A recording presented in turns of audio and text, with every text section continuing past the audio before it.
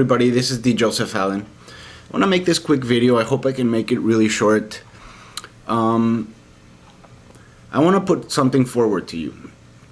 I've been watching a lot of videos about Islam and Christianity, and you know, a recurring thing that I find with people in both religions is that they always state that morality and ethics come from religion, and if there is no God or if there is no supreme power, then there's no absolute morality, right and wrong, and then that just becomes morality flying by the seat of its pants, and any society can decide what's good or bad for them at any given moment, and therefore it just becomes arbitrary. Well, at the same time, whenever you talk to religious people about things that have happened in the history of religion, and I'm just going to throw out two quick examples here. In Christianity, slavery, and we also have this in Islam.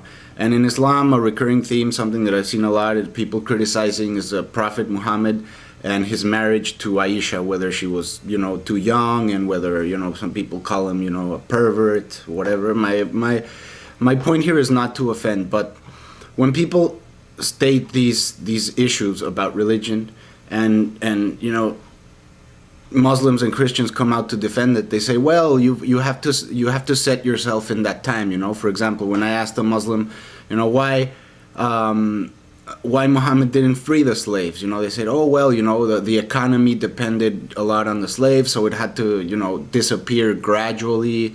He couldn't just come and say, oh well, slavery is wrong, and just eliminate it, because it would have wreaked havoc on the fabric of society and on its economy. Also, when talking about the Aisha, the Prophet's younger wife, they say, oh well, you gotta understand, in that time it wasn't wrong. You have to situate yourself in that culture, because it wasn't seen as wrong. So you can't apply your Western morality or your actual morality that you have in your society now to what was happening then. So my point to all of this is, if that is so, then what does that say about absolute morality and absolute ethics, which is something that religions claim? They say, oh well, if there is no absolute morality, then you can just do whatever you want, depending on the time, on how it suits you. Well, this seems to me like that's exactly what's going on here.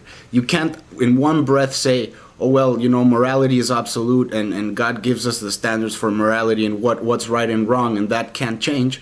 And then in the other breath say, oh well, but back in those times that was what was accepted. If you are going to say that, fine, but then you have to accept that morality, in fact, is not absolute, and morality does change with the times, with the Zeitgeist, as some scholars would call it, and there's really no absolute.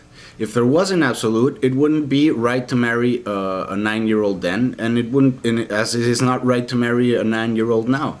You can't have it both ways. You can't say morality is absolute and then say, oh well, it was right to do it in that time, or it was just part of the culture. It's one or the other. You can't have both.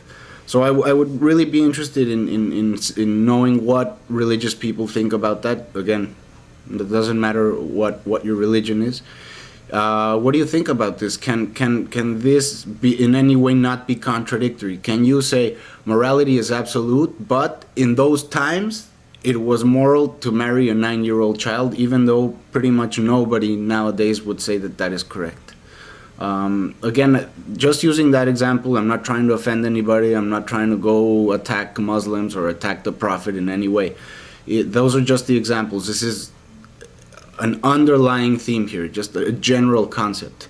Is morality absolute or not? And if it is absolute, then how can you justify that sexual morals and and ethics towards other human beings have changed through the years and through societies, and they're different in societies.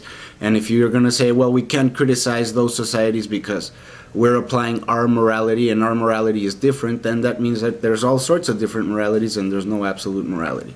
Hope I didn't convolute this too much. I feel like I got my point across, so if you have any opinions about this, please give me an answer. Thanks.